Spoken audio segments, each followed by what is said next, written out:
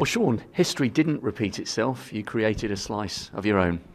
Yeah, I'm absolutely blown away. This morning the referee Brendan, a good friend of mine over the years, came up to me and bit of deja vu. He refed our final here a few years ago, and I went, I hope not. I hope it doesn't go the same way. And he gave me a real good hiding a few years ago. I'm over the moon to have come through, and I'm sure it won't be the last epic battle that we have.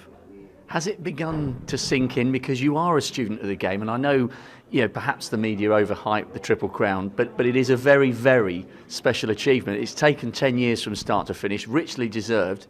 Are you still pinching yourself? Yeah, absolutely. I'm going to be pinching myself for days and weeks to come. It's an unbelievable feeling to have achieved something I've striven for since I was 8 years of age, and now I've got to work out what I want to go and try and do now. But I mean, we've seen the standard it takes to get to the top of the rankings. Neil's a phenomenal world number one. He's a great ambassador for the sport. He's a credit to our sport. He's a great guy, and he really is the benchmark. Were you surprised at how quickly you raced to a really solid lead? I mean, that was the most emphatic Masters victory since Davis against Hallett, I think, back in 1988. You probably would have expected it to be closer. Well, a few years ago, as I say, he took a very, very strong lead against me, so I knew a good start was important. But snooker's a two-man game, and you can only play from where your opponent leaves you. I guess I was just lucky that he didn't start as well as he started a few other games.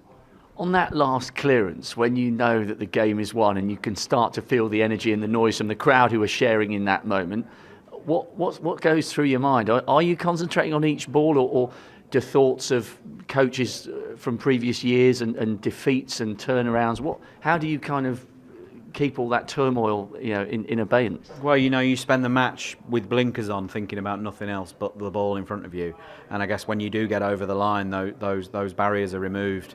And poor old Steve Prest, from years and years ago, who sadly passed away, was my coach when I won the World Championships. Was a dear, dear friend. He would have loved to have been here to see this, and I hope he's up there having a beer for me.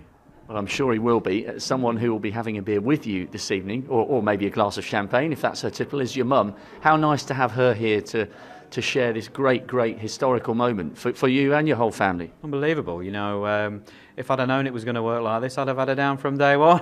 But it's been so nice to be able to bring her down to what is probably the second biggest tournament in our sport, show her what it's all about, show her what her son does for a living. And she's really enjoyed it. She came down for Friday's match. She said, I'll come down for the first game. And when I won the first game, she said, yeah, I think I'll stay. So she's been here, she's loved it. I've loved having her here. Just finally, totally different mindset that you'll leave Ali Pali with than that which you departed with 12 months ago. What has been the key? We had 3 147s last year, started to pick up on the European tour, and here you are, having completed the Triple Crown. Quite a 12 months, perhaps the most significant 12 months of your career, maybe. Absolutely, and some of the snooker I've played in the last 6-7 months has been some of the best I've ever played. John Parrott asked me the other day, was I a better player today than when I won the world title at 22? And the answer is, emphatically yes.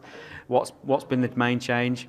A couple of things. I've worked harder than I've ever worked before in my life as a snooker player. I've spent hours in the club. When I think I've finished, I've done more. I've been having my dinners there, I've been living there, I've been in before the cleaners get there, living in the snooker room. And then I also decided that I was going to go back to a more aggressive style that just seems to suit me. That's how I want to play snooker. It's not always right, it's not always the right thing to do, but that's how I want to play. It's how I feel best. And this week it's worked. Enjoy the celebrations and have a fabulous second half of the season. Thank you very much. Cheers.